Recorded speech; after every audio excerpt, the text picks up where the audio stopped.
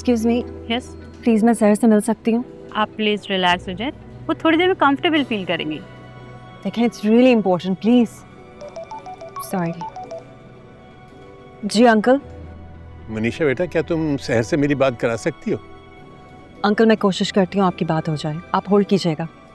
Excuse me, yes, सहर के वालिद उनसे बात करना चाहते हैं, प्लीज। अब आप ठीक है ना सहर साहिबा?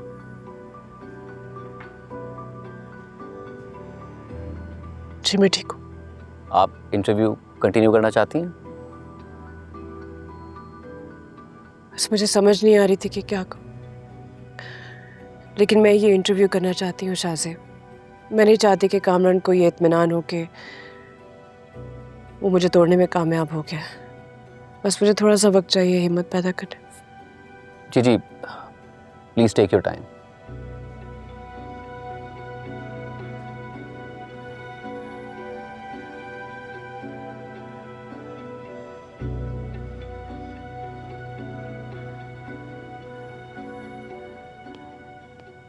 सर साहिबा, आपके वाले साहब की कॉल है, बात कीजिए। सैर बेटा, तुमने घबराना नहीं है। तुम्हें याद है जब तुम छोटी थी तो हर एग्जाम से पहले साद को क्या समझाया करती थी? तुम बार बार कहती थी कि साद, अगर तुम फेल होने का सोचोगे तो डरते ही रहोगे, इसलिए क्लास में टॉप करने का सोचो।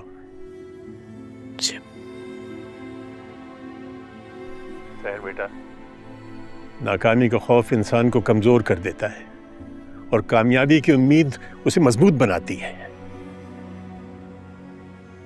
जी अब्बू।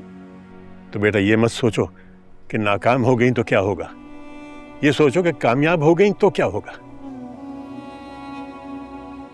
अब ये कामयाबी सिर्फ तुम्हारी कामयाबी नहीं होगी, इसलिए कि ये लड़ाई सिर्फ तुम्हारी नहीं है।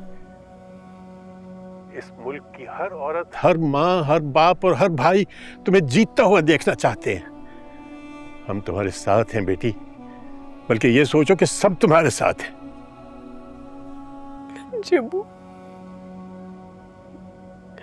थैंक यू सो मच अब्बू। आई लव यू अब्बू। आई लव यू टू मेरी जान।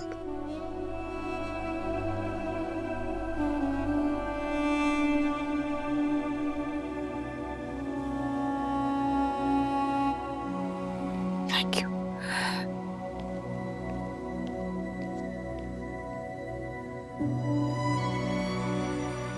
ब्रेक बहुत लंबा हो गया।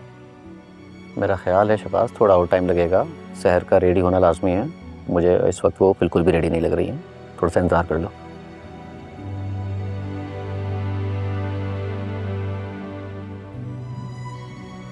मिस शहर, क्या आप इंटरव्यू जारी रखना चाहती हैं? जी मैं रेडी हूँ। शहबाज, हम रेडी हैं ऑन एयर जाने के लिए।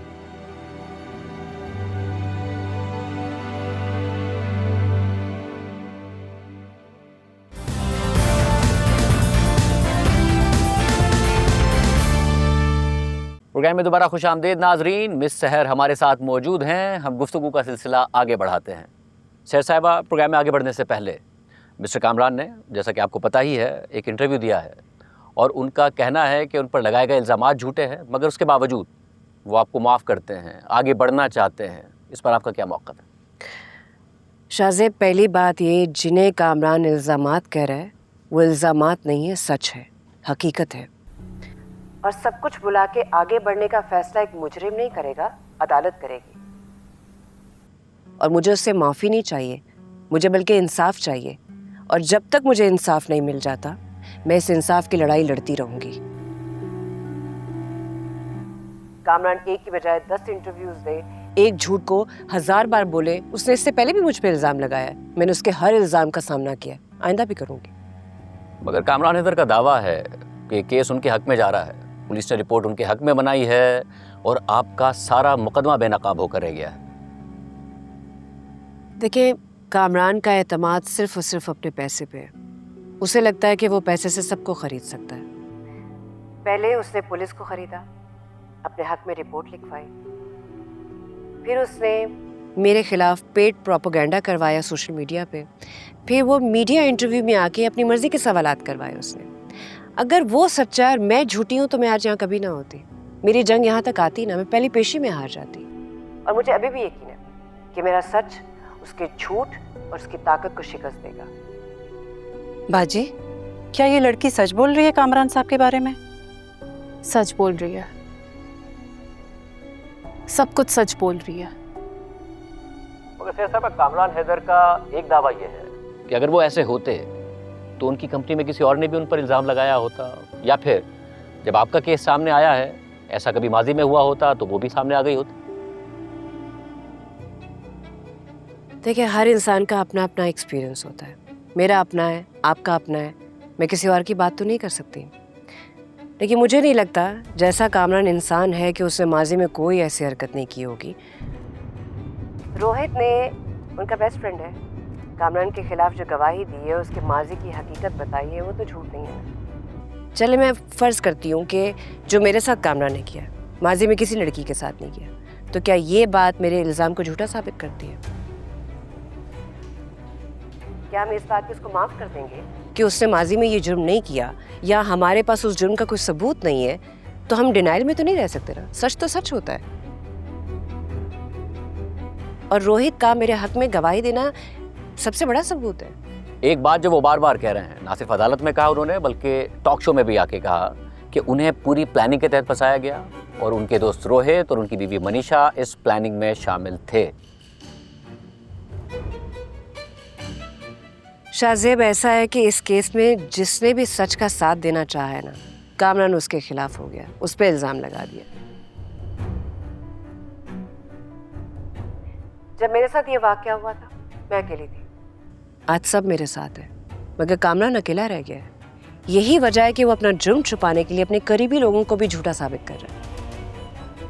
मगर शेर साहब, जो उनका इल्ज़ाम, उसके मुताबिक रोहित ने आपको कंपनी में हायर किया था, एक प्लानिंग के तहत हायर किया था, और फिर उसी प्लानिंग के तहत उन्होंने अदालत में कामरान के खिलाफ गवाही दी। पहले कामरान के वकील ने अदालत में इसे मेरा और मेरी फैमिली का प्लान बना के पेश किया, क्योंकि उस वक्त कामरान को लग रहा था कि रोहित उनके हक में गवाही देंगे। और मैं लोगों को बताना चाहूंगी कि रोहित का नाम कामरान की गवाहों की लिस्ट में शामिल था।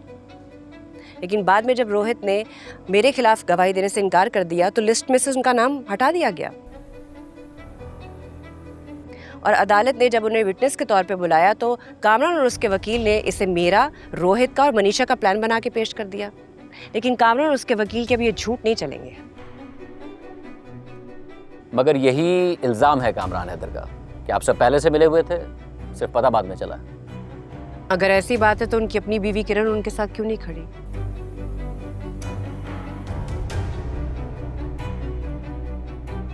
और मैं आपको दावे से कह सकती हूँ, अगर आज किरण सच का साथ देना, तो कामरान उस पर भी इल्ज़ाम लगा देगा कि वो भी मेरे साथ किसी प्लान का हिस्सा है।